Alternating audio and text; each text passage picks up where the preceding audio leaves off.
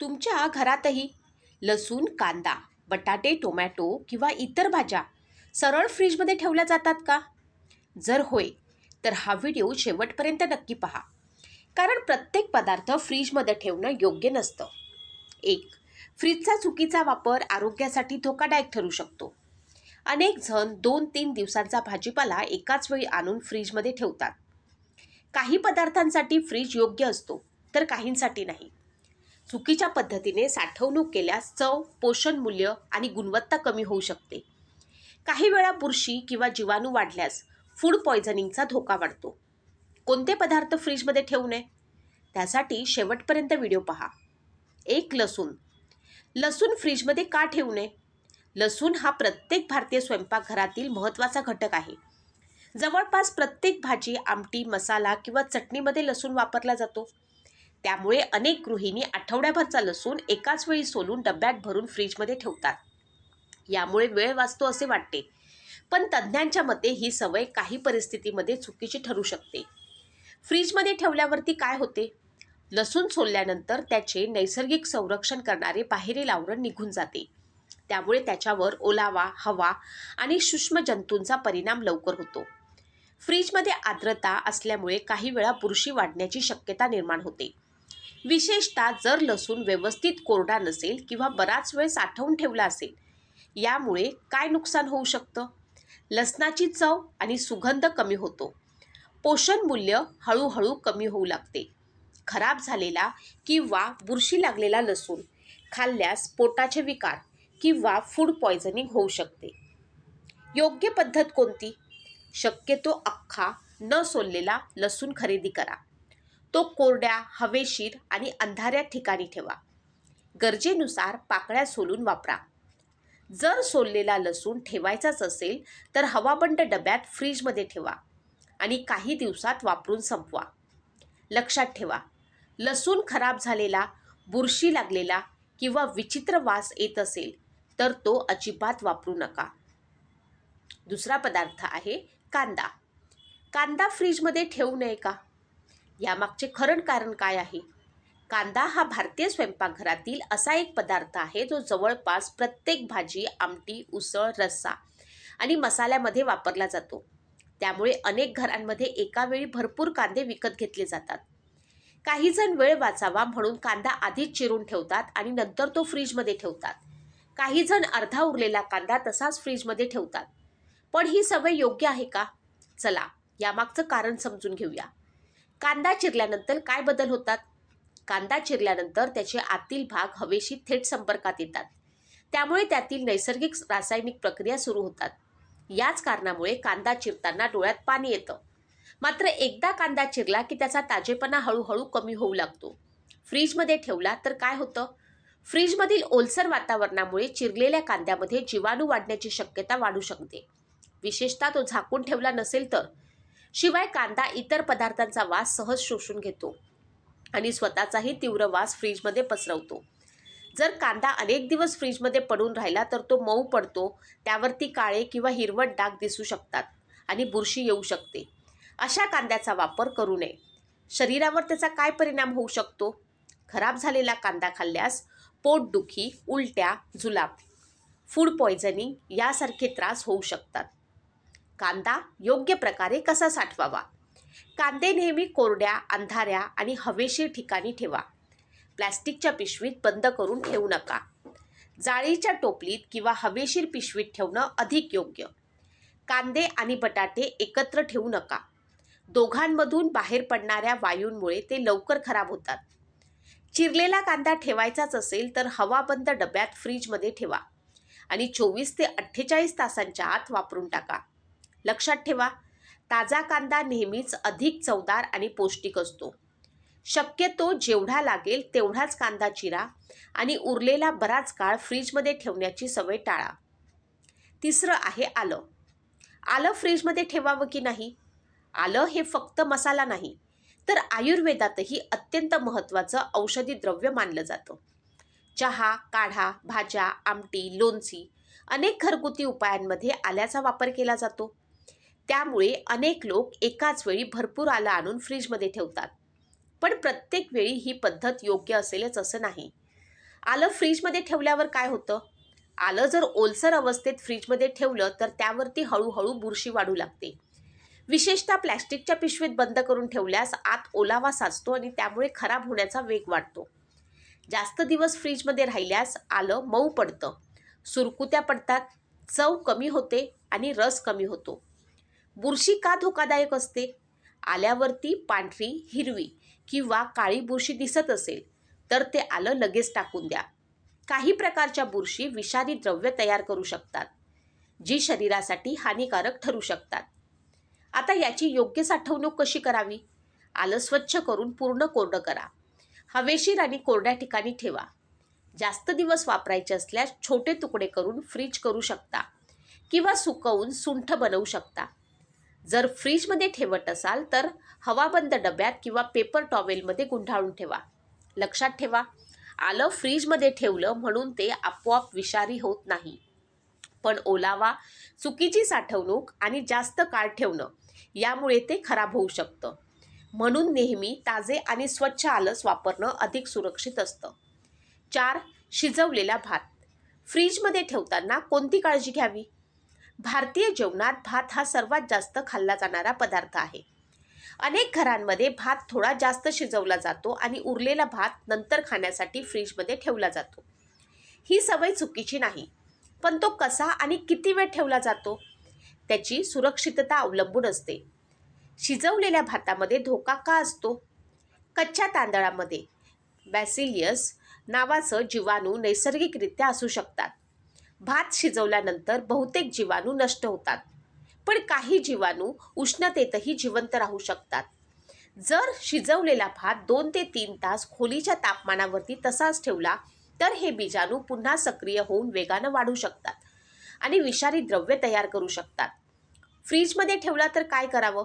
भात पूर्णपणे थंड होण्याची वाट पाहत बसू नका. शिजवल्यानंतर साधारण 1 तासाच्या आत थोडा थंड करून फ्रीजमध्ये ठेवणे योग्य मानले जाते. भात किती दिवस ठेवू शकतो? शक्यतो 24 तासांच्या आत वापरा. जास्तीत जास्त 1 किंवा 2 दिवसात संपवा. वारंवार बाहेर काढून पुन्हा फ्रीजमध्ये ठेवू नका. पुन्हा गरम करताना काय काळजी घ्यावी? भात व्यवस्थित गरम होईपर्यंत तापवा. एकदाच गरम करा. पुन्हा पुन्हा गरम करणे टाळा. खराब झालेला भात कसा ओळखावा? आंबट किंवा विचित्र वास येणे, चिकट होणे, बुरशी दिसणे, रंग बदलणे असा भात अजिबात खाऊ नये. योग्य साठवणूक काय आहे? लहान डब्यात भरून ठेवा. हवाबंद कंटेनर वापरा. फ्रीजचे तापमान 4 अंशापेक्षा कमी ठेवा. लक्षात ठेवा, फ्रीजमध्ये ठेवलेला भात धोकादायक नसतो, पण उशिरा फ्रीजमध्ये ठेवणं किंवा अनेक दिवस साठवून ठेवणं धोकादायक ठरू शकतं. 5. टोमॅटो फ्रीजमध्ये ठेवावेत का? टोमॅटो हा प्रत्येक घरातील सर्वात जास्त वापरला जाणारा भाजीपाला आहे. भाजी, आमटी, सॅलड, सूप, सॉस अशा अनेक पदार्थांमध्ये त्याचा वापर केला जातो.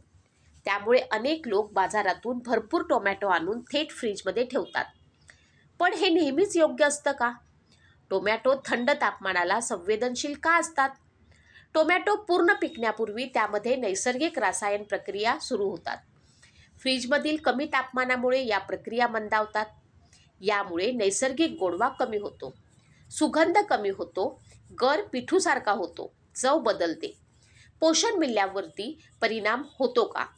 विटॅमिन सी सारख्या काही घटकांवरती थोडासा परिणाम होऊ शकतो, पण सर्व पोषक घटक पूर्णपणे नष्ट होत नाहीत. टोमॅटो कधी फ्रीजमध्ये ठेवावेत? कच्चे टोमॅटो रूम टेम्परेचरवर ठेवा. पूर्ण पिकलेले टोमॅटो काही दिवस वापरायचे नसतील तर फ्रीजमध्ये ठेवू शकता. योग्य साठवणूक कशी करावी? थेट उन्हात ठेवू नका. हवेशीर जागी ठेवा. एकमेकांवरती जास्त रचू नका. खराब टोमॅटो लगेच वेगळे करा.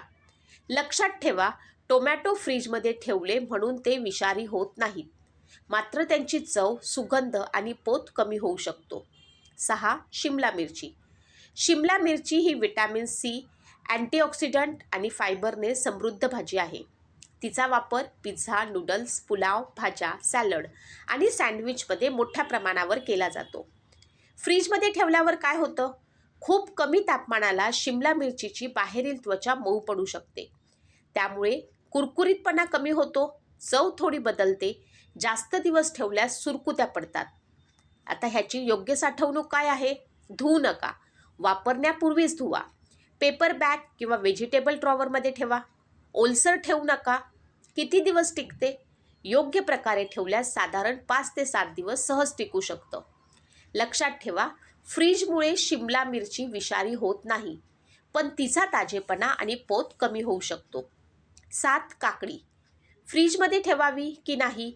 काकडी ही उन्हाळ्यात सर्वाधिक खाल्ली जाणारी भाजी आहे. सॅलड, रायता, सँडविच आणि ज्यूसमध्ये तिचा मोठ्या प्रमाणावरती वापर केला जातो. काकडीमध्ये जवळपास 95% पाणी असतं. त्यामुळे ती शरीराला थंडावा देते आणि पाण्याची कमतरता भरून काढण्यास मदत करते. अनेक जण बाजारातून काकडी आणल्यानंतर ती सरळ फ्रीजमध्ये ठेवतात. काही दिवस ती ताजी राहील असे वाटते, पण प्रत्येक वेळी असं होत नाही. काकडीवर थंड तापमानाचा काय परिणाम होतो? काकडी ही थंडीला संवेदनशील भाजी आहे. खूप कमी प्रमाणात ठेवली तर तिच्या पेशींना नुकसान होऊ शकतं. त्यामुळे पुढील बदल घडू शकतात. काकडी मऊ पडते, तिची साल सुरकुतते, आतून पाणी सुटू लागतं, चव कमी होते. काही वेळा काळे किंवा पिवळे डाग पडतात. जर काकडी खूप दिवस फ्रीजमध्ये ठेवली तर ती लवकर खराब होऊ शकते. योग्य साठवणूक कशी करावी? काकडी धुवून ठेवू नका, वापरण्यापूर्वीच धुवा. पेपर टॉवेलमध्ये गुंडाळून ठेवल्यास अतिरिक्त ओलावा कमी राहतो. काही दिवसात वापरणार असाल तर फ्रीजच्या व्हेजिटेबल ड्रॉवरमध्ये ठेवू शकता. जास्त दिवस साठवून ठेवू नका. खराब झालेली काकडी कशी ओळखावी? साल चिकट होतं, काळे डाग पडणे आणि विचित्र वास येणे, हाताने दाबल्यावरती खूप मऊ वाटणे, अशी काकडी खाणे टाळावे. लक्षात ठेवा, काकडी फ्रीजमध्ये ठेवली म्हणून ती विषारी होत नाही, पण खूप कमी तापमान आणि जास्त दिवस साठवणूक केल्यामुळे तिची गुणवत्ता कमी होऊ शकते. 8. बटाटा फ्रीजमध्ये ठेवणे योग्य आहे का? बटाटा हा जवळपास प्रत्येक घरात वापरला जाणारा पदार्थ आहे. पोहे, भाजी, वडा, पराठा, पुलाव, समोसा अशा असंख्य पदार्थांमध्ये बटाट्याचा वापर होतो. अनेक लोकांना वाटते की फ्रीजमध्ये ठेवल्यास बटाटे जास्त दिवस टिकतात, पण तज्ज्ञ याबाबत वेगळा सल्ला देतात. फ्रीजमध्ये ठेवल्यावरती काय होते? बटाट्यामध्ये मोठ्या प्रमाणात स्टार्च असतो. कमी तापमानात हा स्टार्च हळूहळू साखरेमध्ये बदलू लागतो. यामुळे बटाट्याची नैसर्गिक चव बदलते. शिजवल्यावरती जास्त गोडसर वाटू शकतो. तळताना रंग लवकर गडद होतो. बटाट्यामध्ये तयार झालेली अतिरिक्त साखर जर खूप उच्च प्रमाणावरती शिजवली तर ॲक्रेलेमाइड नावाचं रसायन जास्त प्रमाणात तयार होऊ शकतं.